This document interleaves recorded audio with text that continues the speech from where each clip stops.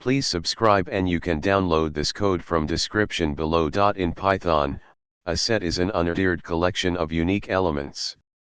When working with data that requires distinct values and efficient membership testing, sets are the ideal data structure. In this tutorial, we'll explore the best ways to store set data in Python, including built-in set objects, and we'll also touch upon some third-party libraries that can be useful in specific scenarios. Python provides a built-in set type for storing sets of data. It's highly efficient for operations like adding, removing, and checking for membership. Here's how to use it. If you need an immutable set, you can use a frozen set. Frozen sets are created using the frozenset constructor. Depending on your specific requirements, you might find third-party libraries more suitable for storing set-like data. Two popular options are numpy and pandas.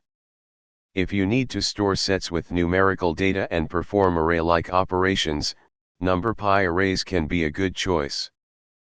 Pandas series can be a suitable choice for labeled sets. In Python, you have several options for storing set data, each with its own advantages and use cases. Use built-in sets for general set operations, frozen sets for immutability, numpy arrays for numerical data, and pandas series for labeled data when necessary. The choice ultimately depends on your specific requirements and the nature of your data. ChatGPT.